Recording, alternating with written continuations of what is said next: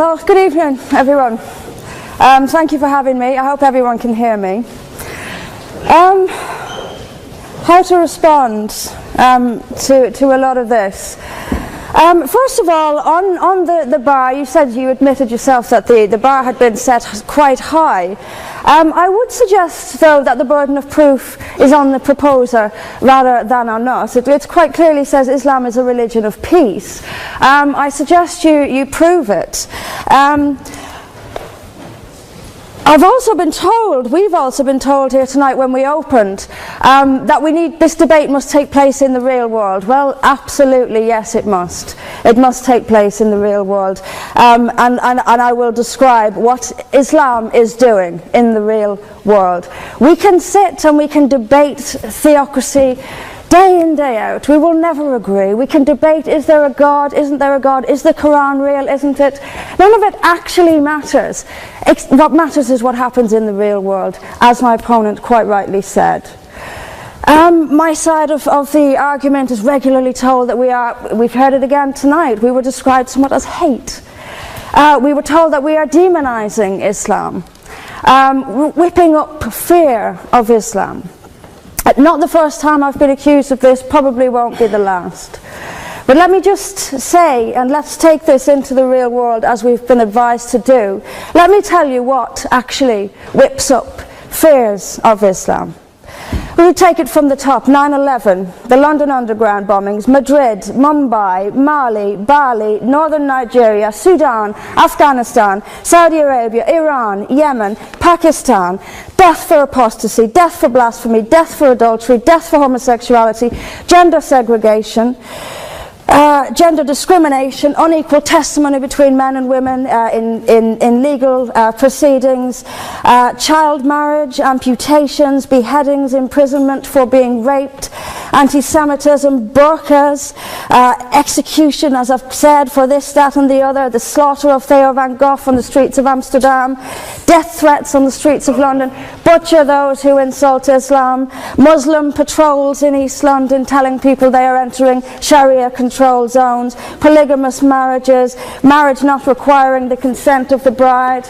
This is what causes fear of Islam. It is not me, it is not my colleagues on this side. Point of information on that point. If Islam and Muslims are responsible for the Muslim patrols, I'm not finished. I'm not. No, I'm not. I mean, let me speak on. But the point is that it is not I or my fellow debaters on this side who are causing fear of Islam. It is the actions of Muslims that are causing fear of Islam. That is the real world. That is where we actually live. Then we'll be told that this is just the extreme fringe of Islam. Well, let me have a look at Saudi Arabia. Saudi Arabia is the birthplace of Islam, the custodian of its holy sites. In Saudi Arabia, a woman is not allowed to drive. She is not allowed to leave the house without a mahram. She is not allowed to vote, although they've been incredibly generous by allowing some votes in the next elections. This is apparently the extreme fringe of people are executed for blasphemy, executed for apostasy. In Saudi Arabia, the birthplace of Islam, we'll be told that's the extreme fringe of Islam. No, it is not. Calling Saudi Arabia the extreme fringe of Islam is like calling the Vatican the extreme fringe of Catholicism. Sorry, it just doesn't work. Then we'll be told that we've misunderstood. Violent Muslims have misunderstood. Saudi Arabia has misunderstood. Iran, which stones people to death for adultery, has misunderstood. Yemen, which marries children at the age of 9, has misunderstood. Has there ever been a more spectacularly misunderstood religion than Islam? It seems that these nations who apply it as their laws, nations which have the Quran as their constitution, innumerable nations, where there is no free speech, where there is no freedom of religion, they've all got it wrong. They've all got it wrong. It's quite a spectacularly misunderstood religion.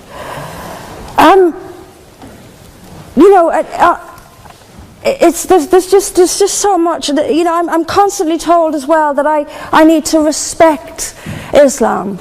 I'm never quite given a good enough reason why. I am under no greater obligation to respect Islam than I am any other beliefs. I'm under no more obligation to respect a woman oppressed in the name of Islam than if she is oppressed by the BNP or anyone else.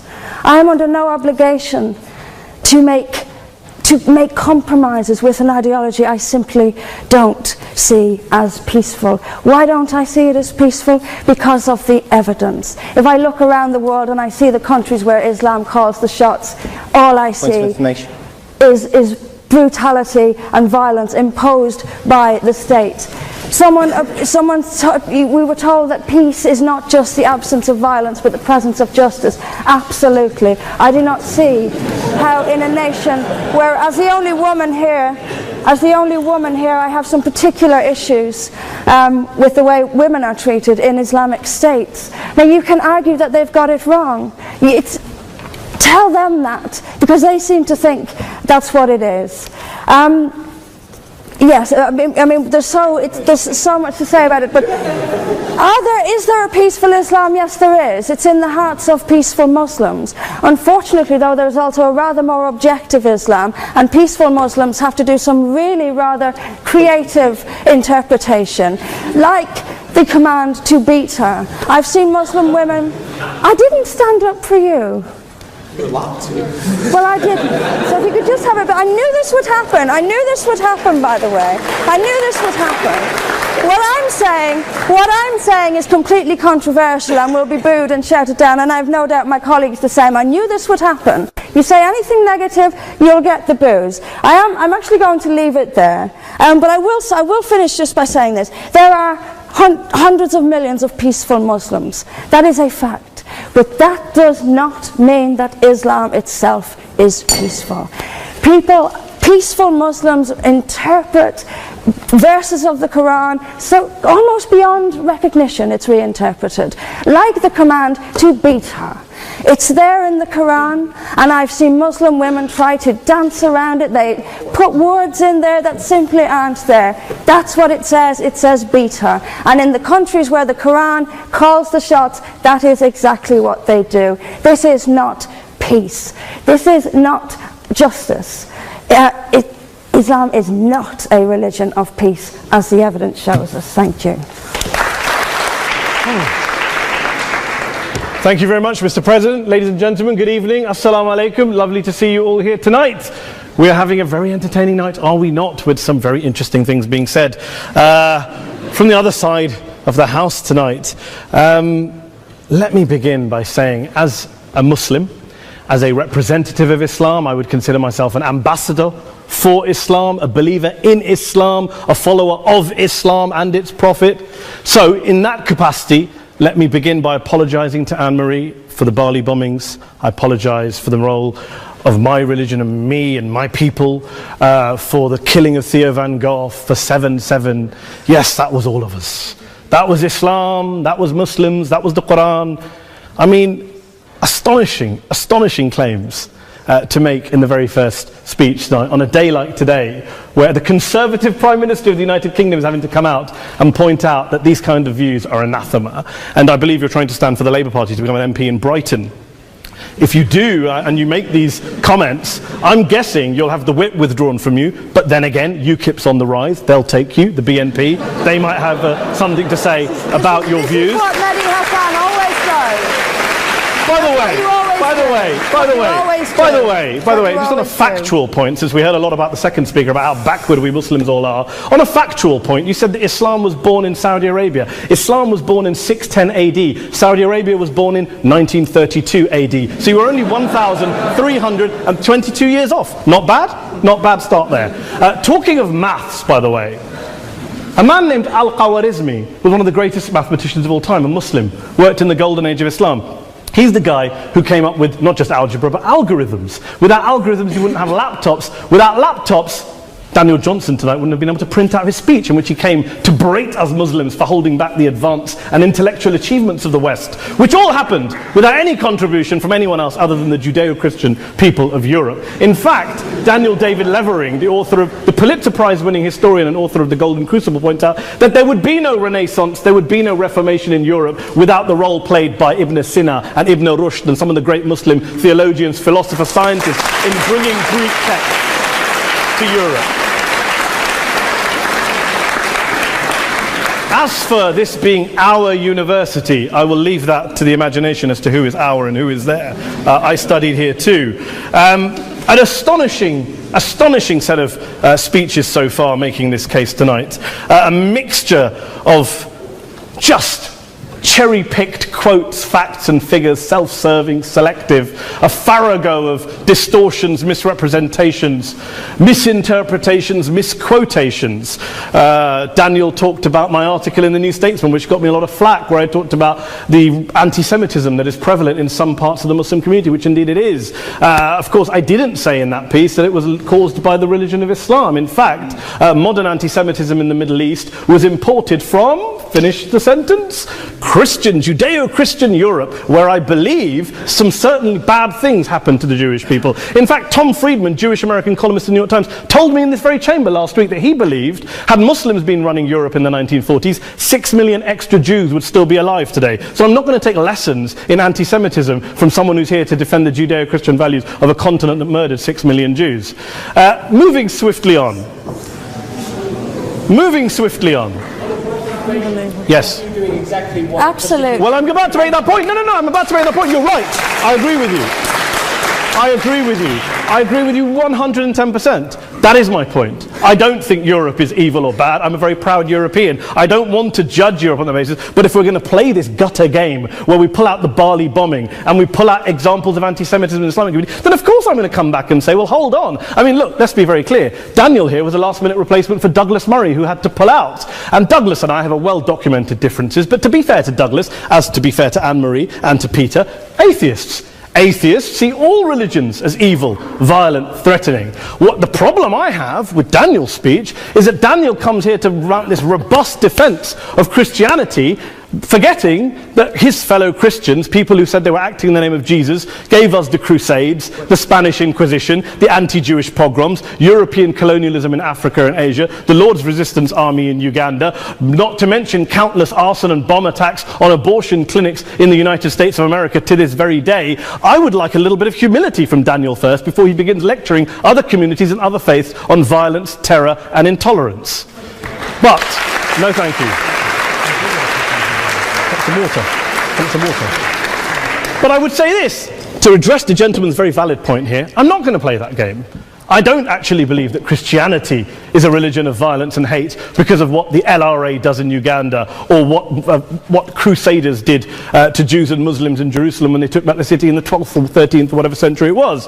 I believe that Christianity, like Islam, like pretty much every mainstream religion, is based on love and compassion and faith. I do follow a religion in which 113 out of the 114 chapters of the Quran begins by introducing the God of Islam as a God of mercy and compassion. I would not have it any other way. I don't follow a religion which introduces my God to me as a God of war, as some kind of Greek God of wrath, as a God of hate and injustice. Not at all. As Adam pointed out, you go through the Quran and you see the mercy and the love and the justice. And yes, you have verses that refer to warfare and violence. Of course it does. This is not a motion about pacifism. I'm not here to argue that Islam is a pacifistic faith. It is not. Islam allows military action, violence in certain limited contexts. And yes, a minority of Muslims do take it out of that context. But is it religious? We talked about Woolwich. Daniel and Anne-Marie have suggested that it's definitely religion that's behind all of this. Well, actually, what I find so amusing tonight is we're having a debate about Islam, and the opposition tonight have come forward. We have a graduate in law, a graduate in modern history, a graduate in chemistry, and you know, I admire all of their intellects and their abilities, but we don't have anyone who's actually an expert on Islam, a scholar of Islam, a historian of Islam, a speaker of Arabic, even a terrorism expert or a security expert or a pollster, let alone to talk about what Muslims believe or think. Instead, we have people coming here, putting forward these views, putting forward these sweeping opinions. Listen to Professor Robert Pape of the University of Chicago, one of America's leading terrorism experts who, unlike our esteemed opposition tonight, studied every single case of suicide terrorism between 1980 and 2005, 315 cases in total. And he concluded, and I quote, "There is little connection between suicide terrorism and Islamic fundamentalism or any of the world's religions. Rather, what nearly all suicide terrorist attacks have in common is a specific secular and strategic goal to compel modern democracies to withdraw military forces from territory that the terrorists consider to be their homeland." And the irony is, when we talk about terrorism, the irony is that the opposition and the Muslim terrorists, the Al-Qaeda types, actually have one thing in common. Because they both believe that Islam is a warlike, violent religion. They both agree on that. They have everything in common. Osama bin Laden would be nodding along to everything he's heard tonight from the opposition side. He agrees with them. The problem is that mainstream Muslims don't. The majority of Muslims around the world don't. In fact, a gentleman here started quoting all sorts of polls. Gallup carried out the biggest poll of Muslims around the world, of 50,000 Muslims in 35 countries. 93% of Muslims rejected 9/11 and suicide attacks. And of the 7% who didn't, they all, when polled and focus grouped, cited political reasons for their support for violence, not religious reasons. And as for Islamic scholars and what they say, well, Daniel talks about our University of Oxford. We'll go down to Oxford Centre for Islamic Studies, get hold of a man named Sheikh Afifi al-Akiti, who is a massively well-credentialed and well-respected Islamic scholar, who has studied across the world, who in the days after 7/7 published a fatwa denouncing terrorism in the name of Islam, calling for the protection of all non-combatants at all times, and describing suicide bombings as an innovation with no basis in Islamic law. Go and listen to Sheikh Tahir al-Qadri, one of Pakistan's most famous Islamic scholars, who published a 600-page fatwa condemning the killing of all innocents and all suicide bombings unconditionally without any ifs or buts. There's nothing new here. This is mainstream Islam, mainstream scholarship, which has said this for years. You don't go out and kill people willy-nilly in the high street or anywhere else, on a bus or a mall, based on verses of the Quran that you cherry-pick without any context, any understanding, any interpretation, or any commentary. Point of information. Please. Well, it doesn't happen apparently. I didn't say it doesn't happen at all. I never said it didn't happen. I don't blame Islam. Yes, it's a very good point. And a lot of us are campaigning against that. And we're campaigning against it in the name of Islam. We're campaigning against it in the name of various interpretations of Islam. Anne-Marie comes and scares us with her talk of Sharia law. I would like to see the book of Sharia law. It doesn't exist. People argue over what Sharia law is. And you empower the extremists by saying there is only one version. You empower them all. I don't believe you took any interruptions, Anne-Marie, so I think you should stay there for a moment. Several countries. Here's what we're dealing with. Here's what we're dealing with. We are dealing, I took your point. Here we are dealing with a 1400-year-old global religion, followed by 1.6 billion people in every corner of the world, a quarter of humanity, of all backgrounds, cultures, ethnicities. And yet the opposition tonight wants to generalize, stereotype, smear in order to desperately win this debate. And here's my question, if we're going to generalize and smear. If, okay, people say yesterday's bombers, and we've got to be careful, there's a trial going on, were yesterday's attackers, motivated by Islam? Big debate. I don't believe they were. Let's say they were. Let's say Faisal Shahzad, the Times Square bomber, was motivated by Islam. Let's assume, for sake of argument, that Richard Reeves, the shoe bomber, was motivated by Islam. If Islam is responsible for these killings, if Islam is what is motivating these people, and Islam is therefore not a religion of peace, a religion of war, then ask yourself this question: why aren't the rest of us doing it? Why is it such a tiny minority of Muslims are interpreting their religion in the way that the opposition claim they are? Let's assume there are 16,000 suicide bombers in the world. There aren't. Let's assume there are for the sake of argument. That's 0.001% of the Muslim population globally. What about the other 99.99% of Muslims who the opposition tonight either ignore or smear? The reality is that the rest of us aren't blowing ourselves up tonight. The reality is that the opposition came here tonight not worried about the fact that me and Adam might pull open our jackets and blow ourselves up tonight because we're followers of a warlike warrior religion which wants to take over Europe and Daniel's university. The issue is this.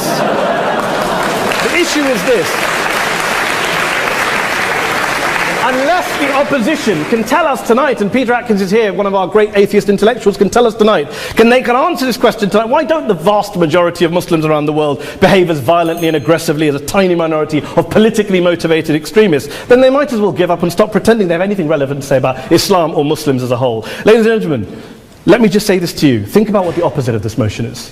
If you vote no tonight, think about what you're saying the opposite motion is. That Islam isn't a religion of peace, it's a religion of war, of violence, of terror, of aggression. That the people who follow Islam, me, my wife, my retired parents, my 6-year-old child, that 1.8 million of your fellow British residents and citizens, that 1.6 billion people across the world, your fellow human beings, are all followers, promoters, believers in a religion of violence. Do you really think that? Do you really believe that to be the case? They say that in the Oxford Union, the most famous debate was in 1933 when Adolf Hitler looked out for the result of the King and Country motion, where they voted against fighting for king and country, and Hitler was listening out for the result. Well, tonight, 80 years on, there are two groups of people around the world who I would argue are waiting for the result of tonight's vote. There are the millions of peaceful, non-violent, law-abiding Muslims both in the UK, Europe, Asia, Africa and beyond, who see Islam as the source of their identity, as a source of spiritual fulfillment, of hope, of solace.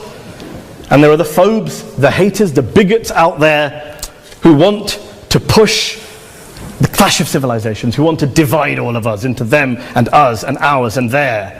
Ladies and gentlemen, I urge you all not to fuel the arguments of the phobes and bigots. Don't legitimize their divisions. Don't legitimize their hate. Trust those Muslims who you know, who you've met, who you hear, who don't believe in violence, who do want you to hear the peaceful message of the Quran as they believe it to be taught to the majority of Muslims. The Islam of peace and compassion and mercy. The Islam of the Quran, not of Al-Qaeda. Ladies and gentlemen, I beg to propose this motion to the House. I urge you to vote yes tonight. Thank you very much for your time.